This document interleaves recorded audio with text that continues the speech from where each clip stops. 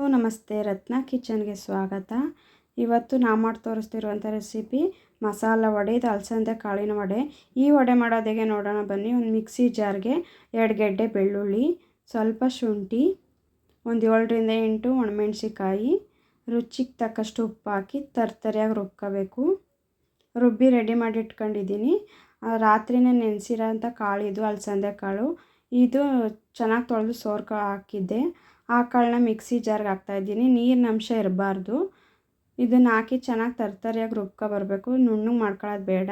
ರುಬ್ಬಿರೋದನ್ನ ಒಂದು ಬೌಲ್ಗೆ ಹಾಕತ್ತಾಯಿದ್ದೀನಿ. ಎಲ್ಲ ಕಾಳನ್ನೂ ರುಬ್ಬಿ ಆದಮೇಲೆ ಅದಕ್ಕೆ ಸಣ್ಣಕ್ಕೆ ಹಚ್ಚಿಟ್ಕೊಂಡಿರೋಂಥ ಈರುಳ್ಳಿ, ಒಂದು ಕಟ್ಟು ಸಬ್ಬಸಿಗೆ ಸೊಪ್ಪು, ಸ್ವಲ್ಪ ಕೊತ್ತಂಬರಿ ಸೊಪ್ಪು ಹಾಕಿ, ಕೊತ್ತಂಬರಿ ಸೊಪ್ಪು ಹಾಕಿದ್ಮೇಲೆ ಅದಕ್ಕೆ 1/4 ಸ್ಪೂನ್ ಚಕ್ಕೆ ಲವಂಗದ ಪುಡಿ ಹಾಕ್ತಾಯಿದ್ದೀನಿ. ಚಕ್ಕೆ ಲವಂಗದ ಪುಡಿ ಹಾಕಾದ್ಮೇಲೆ ಚೆನ್ನಾಗಿ ಮಿಕ್ಸ್ ಮಾಡ್ಕೋಬೇಕು.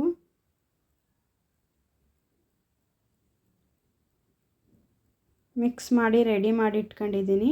ಈಗ ಎಣ್ಣೆ ಕಾಯಕ್ಕೆ ಇಟ್ಟಿದ್ದೆ. ಎಣ್ಣೆ ಕಾದಿದೆ. ವಡೆನ ತಟ್ಟಿ ಹಾಕ್ತಾಯಿದ್ದೀನಿ. ಈ ವಡೆ ತುಂಬ ಚೆನ್ನಾಗಿರುತ್ತೆ. ನೀವು ಒಂದು ಸಲ ಟ್ರೈ ಮಾಡಿ. ಎಲ್ಲರೂ ಇಷ್ಟಪಡ್ತಾರೆ. ವಡೆ ಅಂದರೆ ಯಾರಿಗೆ ತಾನೇ ಇಷ್ಟ ಆಗಲ್ಲ, ಎಲ್ಲರೂ ಇಷ್ಟಪಡ್ತಾರೆ.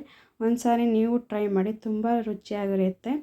ಎಲ್ಲನೂ ಹಾಕಾದ್ಮೇಲೆ ಗೋಲ್ಡನ್ ಬ್ರೌನ್ ಬರೋ ತನಕ ಚೆನ್ನಾಗಿ ಬೇಯಿಸ್ಕೋಬೇಕು.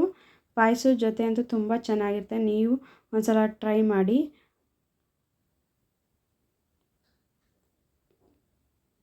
ಇಷ್ಟ ಆದರೆ ಲೈಕ್ ಮಾಡಿ, ಸಪೋರ್ಟ್ ಮಾಡಿ. Thank you for